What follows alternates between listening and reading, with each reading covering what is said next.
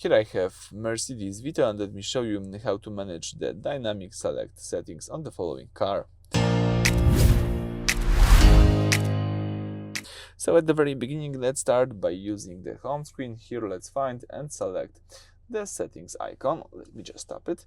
As you can see, under settings you've got access to list of all settings of your car, and one of them is the vehicle tab. So from the top menu, let's choose the vehicle and then scroll down to the bottom of the list to select the dynamic select. Here you've got information about dynamic select. When starting the vehicle, you will be asked whether the driver program and the status of the eco start stop function should be adjusted to those selected at the end of the last journey. So it's quite useful. You can use it with ask when starting.